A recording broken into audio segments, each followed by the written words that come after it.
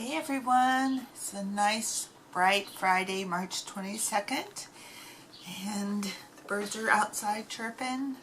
It's about 75 degrees here in Southern California. So I thought today I would, first of all, I'd show you what I am working on, and I am starting a new snowman pattern, but this is different than the one I just finished. So I just did this work on him yesterday, and I'll probably finish him up today.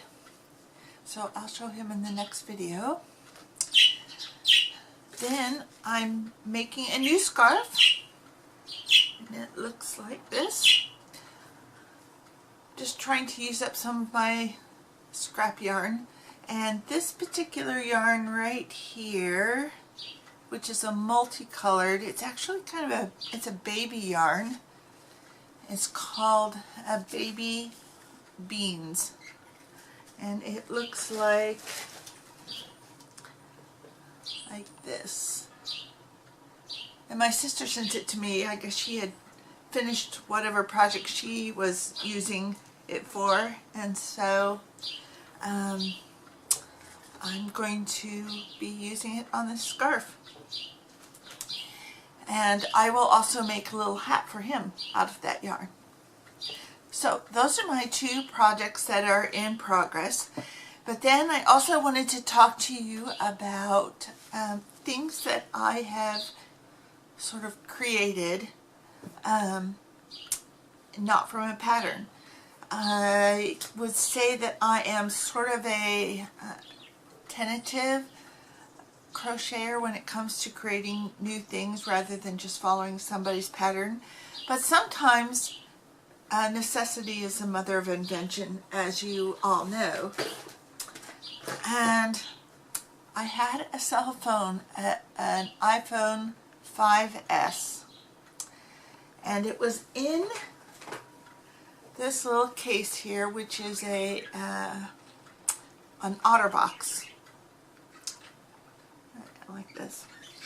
Well, it had been in the OtterBox case for, I don't know, 4 years, 3 or 4 years. Then I took it out, and this is what happened. It kind of exploded. So, I'm not sure what should probably just throw that away.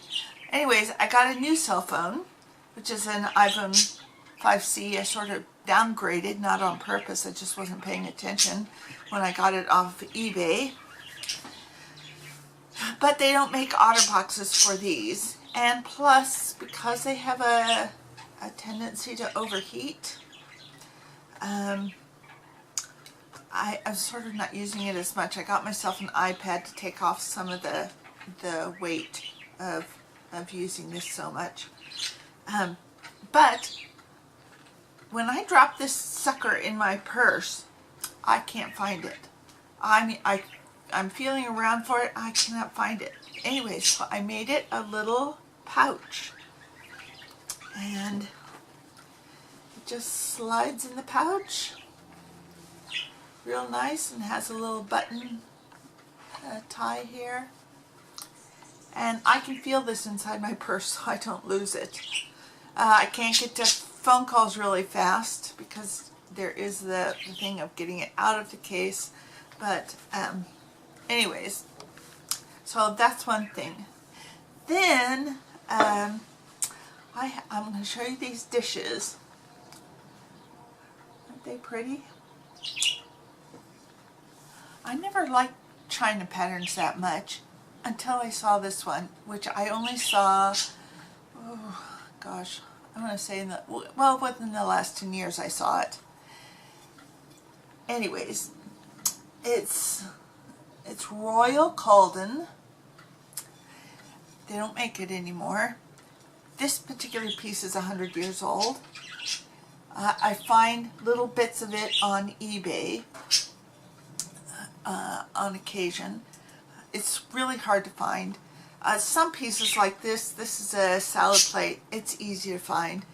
So Like I have 12 of those, but dinner plates were almost impossible to find. I now have 10, but it's taken me years to find 10 of them.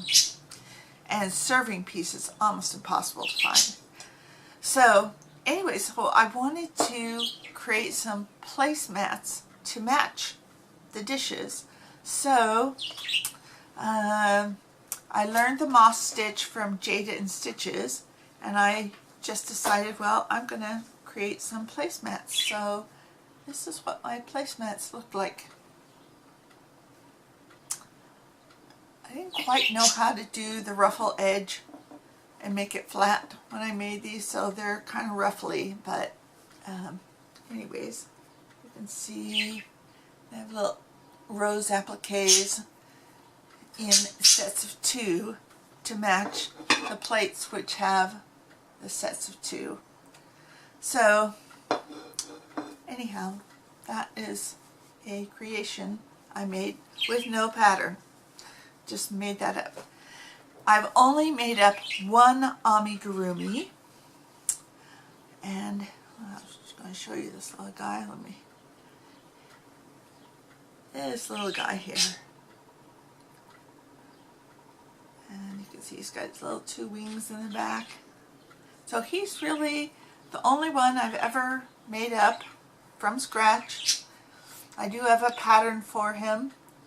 I'm not sure where I have the pattern, but I do have a pattern. And he is actually modeled sort of after the bees in the game Heyday. So he's like a little Heyday bee. And I'm not quite sure about his appendages here. He kind of is going this way, and I would rather him kind of go the other way. But he has jazz hands, let's just put it that way. Anyhow, I don't know. I can talk to you a little bit about this china. Like I said, this is Victorian China. It says on the back called in England. When it says that, then it's made between 1895 and 1920. So it's possibly Victorian, most likely Edwardian, but possibly over 100 years old. And I know that it's became part of Staffordshire pottery in England, and it's somehow connected to Wedgwood. I don't know where the Wedgwood bought all that out. It's kind of sketchy. There is no pattern name, there's only a pattern number, which is true of a lot of Caldenware. There's just a number. So anyhow, I can serve 10 people. I don't have a whole lot of cups and saucers. Like I said, some of that stuff's hard to find.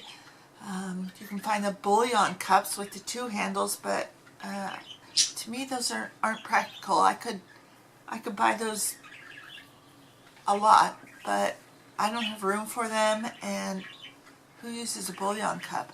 I've only ever found 1 egg cup. I have 1 serving dish, covered serving dish. I have 1 creamer, which is really cute, and I've seen the teapot and the coffee pot, and I have sort of decided not to get those. I found a coffee pot that was made by Calden that actually I like better and still kind of matches.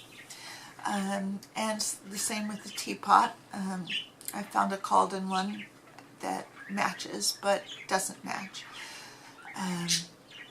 So I kind of have a little bit of a mishmash of different patterns, but they all work together. So anyhow, I guess that's about it for this video. I will talk to y'all later. Bye.